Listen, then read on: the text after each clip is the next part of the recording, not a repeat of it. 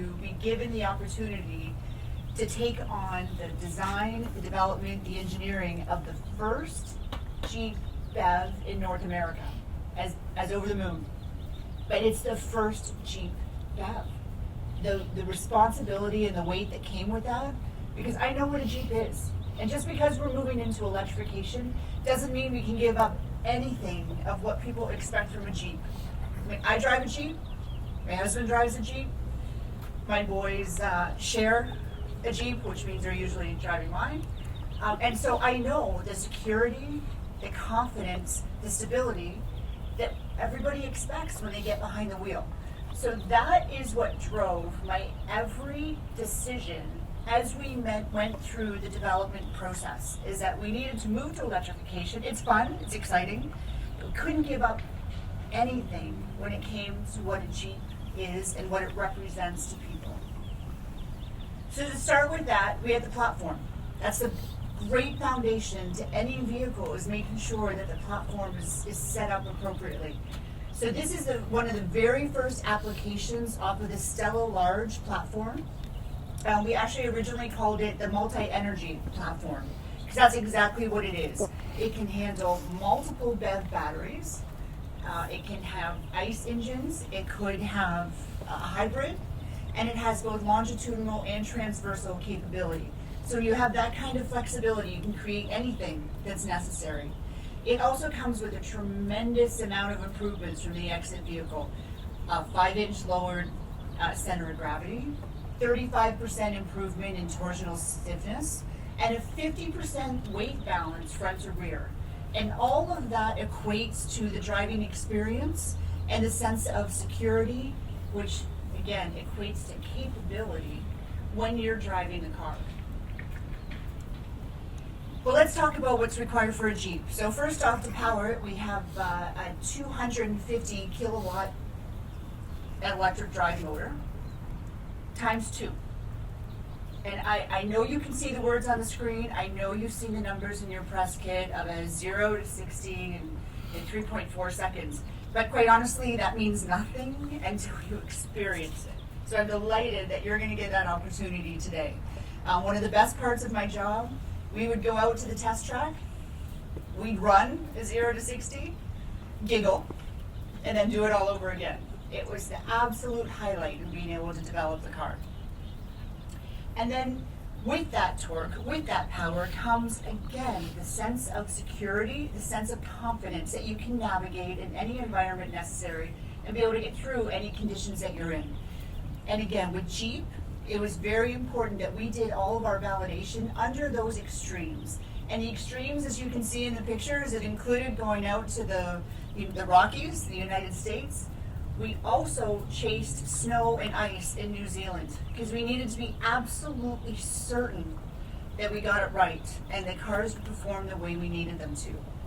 And then similar to almost all Jeeps, we have the drive modes. There are 5 of them. We have auto, because the car is smart enough to know the conditions that you're in and what it needs to do to make sure that you've got the confidence and the capability. There's eco, for those that want to maximize the amount of range, they have the flexibility to be able to do so. Snow, sand, again, to navigate those conditions. And then sport. I hope that you get an opportunity to go into sport mode today. It'll be brilliant on some of the switchbacks that you're going to go through, and maybe even for some of those really bad days at work and you just want to light it up on your drive home, perfect for sport mode. And in those, we control the pedal mapping, the ESC intervention, the torque split, and the electric power steering. But I do want to talk about the experience for the driver. Again, moving into electrification doesn't mean you have to give up what it means to drive a car. I expect that we need to be able to deliver something that's familiar. You should be able to focus on the experience of the BEV and not be focusing on how to turn your headlamps on. Part of my role, I've driven a lot of competitive cars.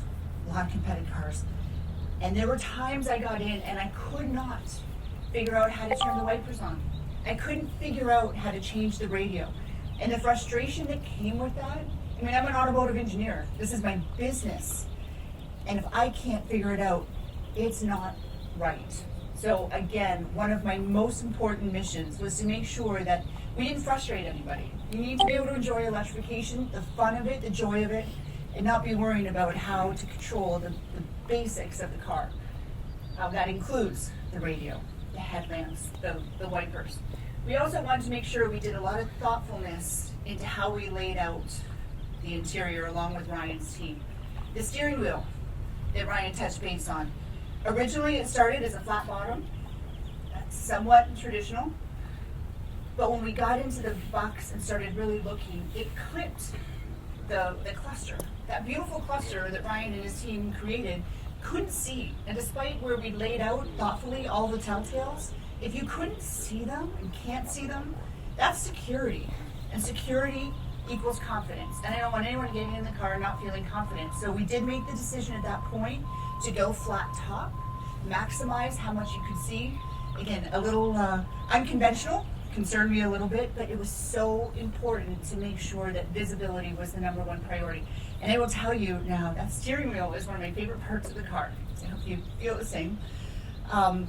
The wireless charger that Ryan talks about. Again, there are very traditional spots to put that wireless charger in, and it would have been easy to start there, but we really wanted to make sure we maximized the reach, the lack of intrusion, that it maximized storage. So you will see it in front of your console on an angled position so that you got the maximum benefit from the rest of the interior and the layout.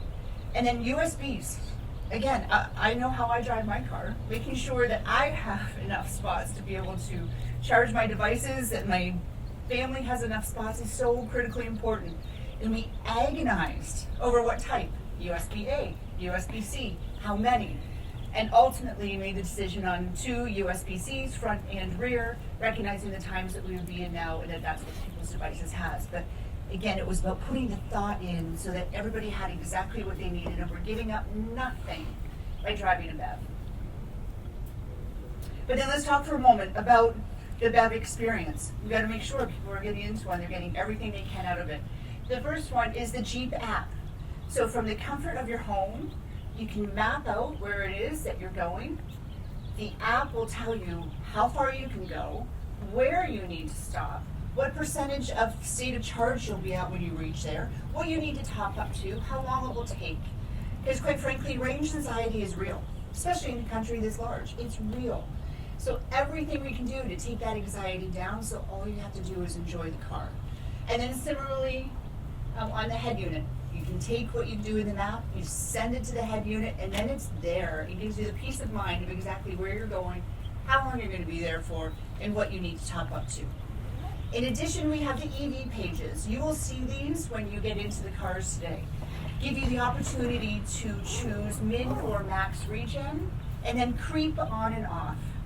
Again, it's about giving the flexibility to customers of exactly what they want. With the max regen, you are gonna maximize your range, but the driving experience is a little bit different from an ICE engine.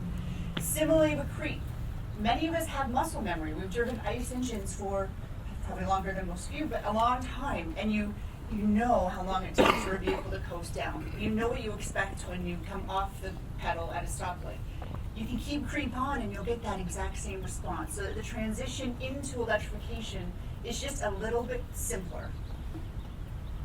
So with that, I am blessed, I'm honored that you're here today. You're going to get to experience the car. It's our first time letting people outside of Stellantis appreciate what's been done. There are engineers around and available if you have questions about how to set up any of the controls or the head unit.